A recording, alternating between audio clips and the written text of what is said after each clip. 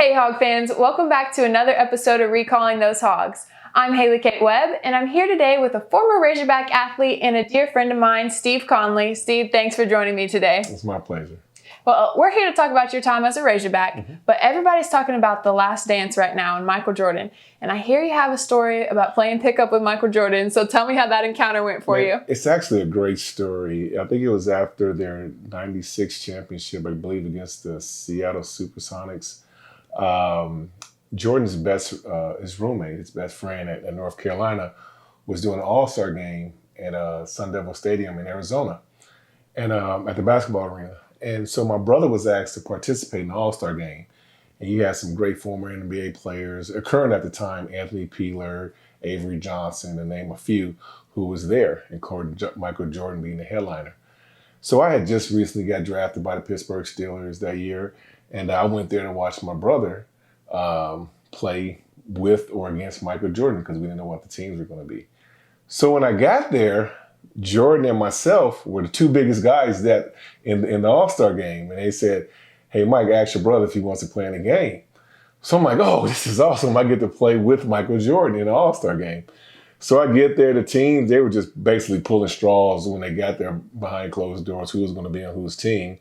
And of course, when they got to Jordan's team, everybody wanted to play with him, including myself. And me being just as tall as he was, I had to play against him because we were the two biggest guys in the tournament, in the All-Star game. So anyway, the game starts, and my brother could tell this part of the story better than I can. He goes to Jordan. He said, hey, Jordan, watch out for my brother because he can jump. My brother's playing on his team. He said he can jump a little bit. And Mike looked at him and said, really? And then, so the first play of the game, first or second play of the game, I get the ball down low. I jump vertical backwards and dunk on him. And my brother looked at Jordan and said, and ever since then, Jordan kind of woke up because he was just coming off of a celebration against the Sonics. And then I don't think he missed a shot after that. In true Michael Jordan fashion. True Michael Jordan fashion. It was great. It was a great time, though.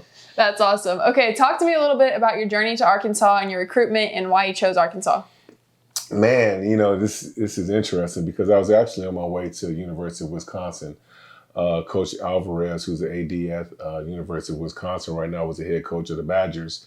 He recruited me for football. And while I was at high school in Luther in Chicago, Illinois, I played 3 sports, football, basketball, and track. I didn't know what sport I wanted to play. And Coach Alvarez was the only school that was recruiting me for football.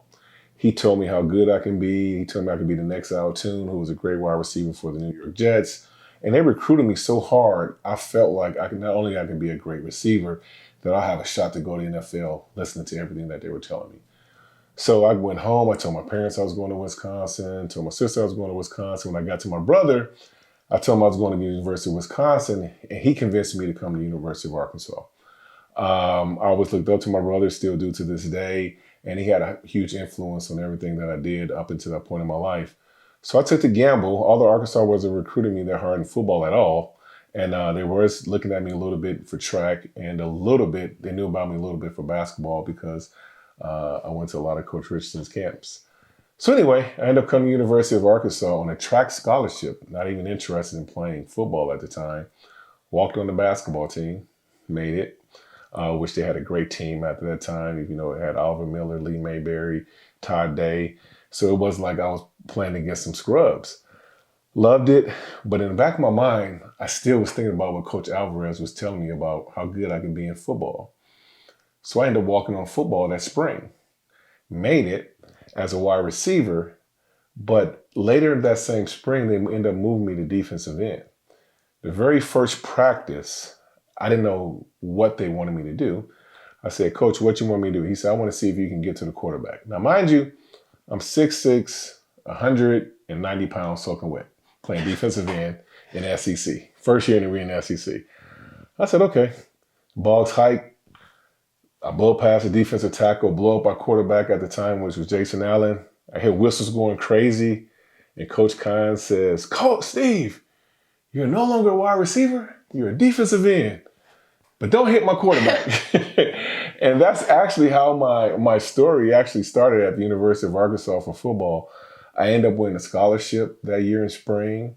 But unfortunately, Coach Crow was fired at about the first game of that year. And when Coach Ford came in, he couldn't honor it until my second year. So I went 2 years without a scholarship, although I did earn it my first year playing. So that's my journey of how I got to play at the University of Arkansas for football. That's awesome. That's awesome. You mentioned getting to play track and basketball as well. During that time, basketball was in its prime. So tell me what it was like playing for Nolan. No, it was incredible. First of all, like I said, when I was 11 years old, and I used to come up here and visit my brother all the time because he still lives here to this day.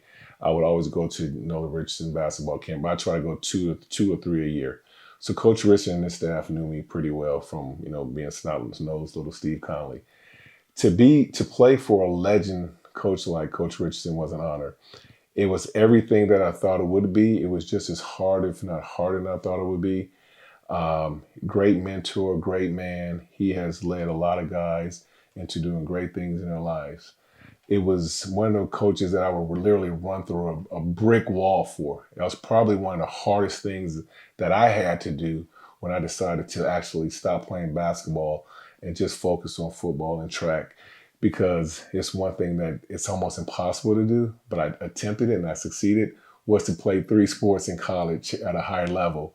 To this day, I always wonder what would have happened if I was able to play 3 or 4 years of college basketball, but it was an honor to play with him, as well as having 2 years under Coach McDonald in track and field.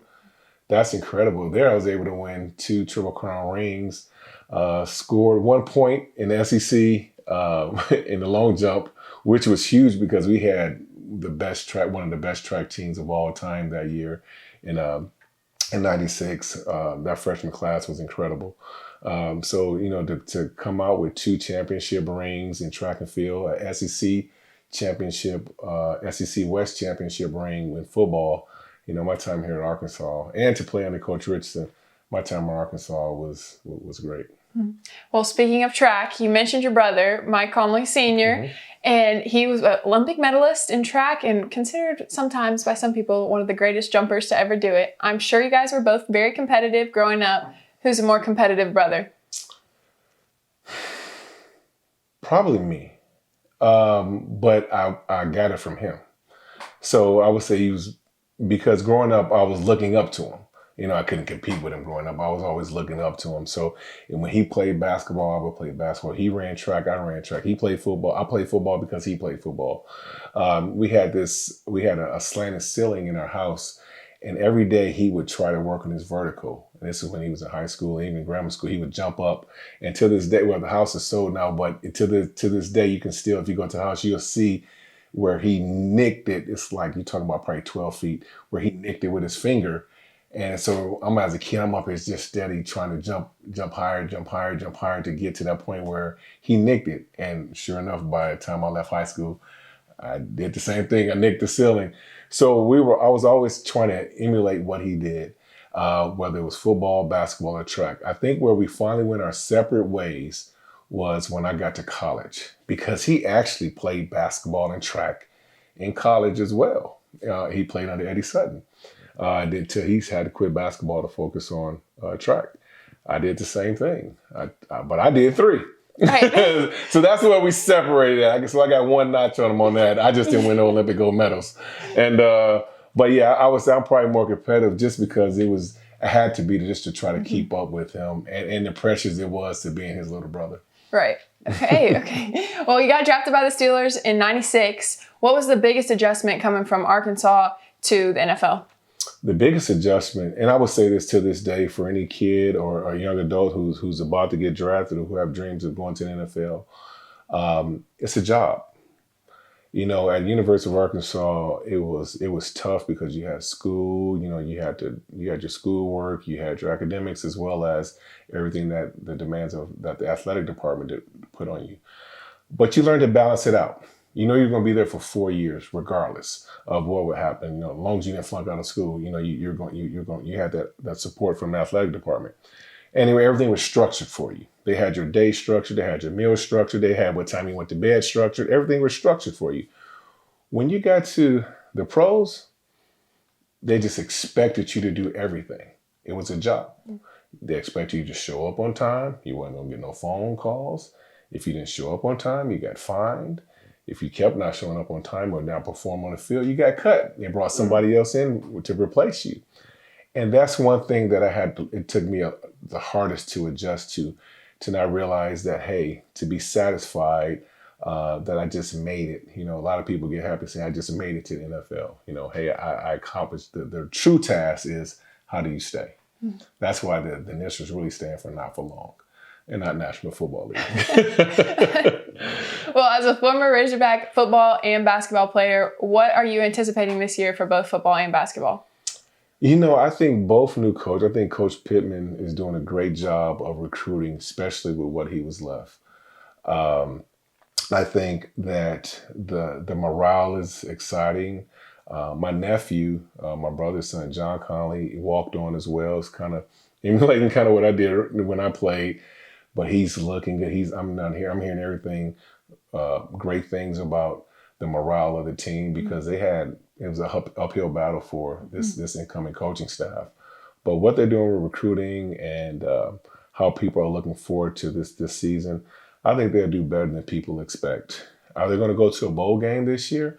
I don't know because they're still playing in the toughest conference in the SEC. But I do think they'll be able to compete in every game that they play, and I expect them to do big things. Basketball, man, I mean, this first year, this first year under the new coach, they did a great job.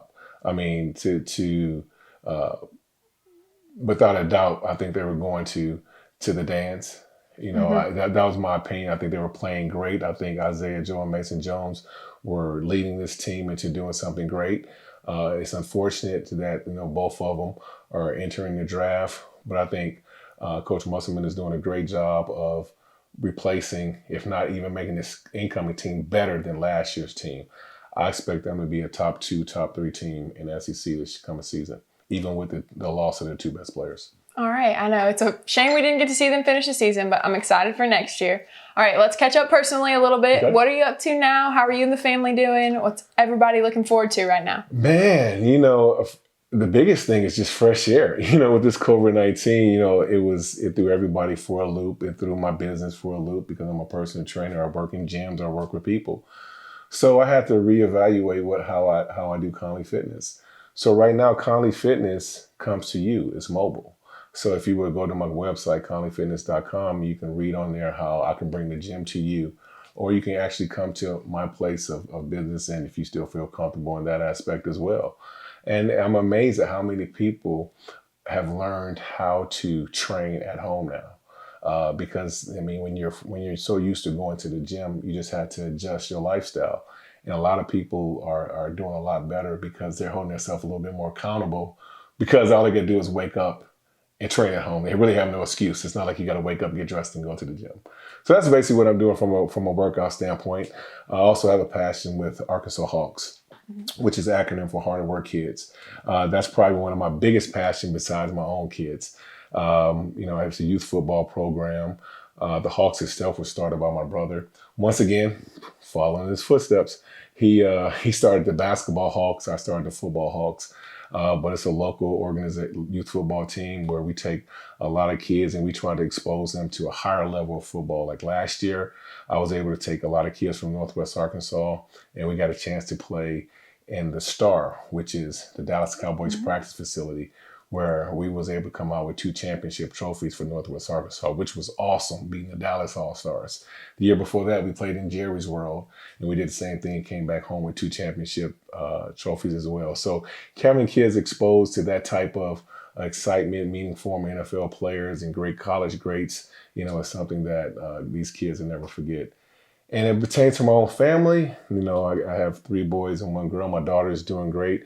She's graduated and self-sufficient right now, has a great job. My son is playing football and basketball at Ramey. Alex Conley, my son Jeremiah, he goes to Holcomb. He'll be going to, he has 1 more year there. And then I have a 4-year-old, Stephen Conley, my namesake. He's going to be anything he wants to be. He's the one that's keeping me young and keeping me busy and lets me know that I got to keep working out if I want to keep up with him. And my wife, Nikita, she's currently working for the University of Arkansas. Well, great. That's really all I've got for you today. Thank you so much for agreeing to do this and for joining me today. If you're a former Razorback and you want to have your story featured and recall your story, reach out to me at the contact and social media information listed below. Once again, I'm Haley Kate Webb with Steve Conley, and this has been Recalling Those Hogs. Pig Suey.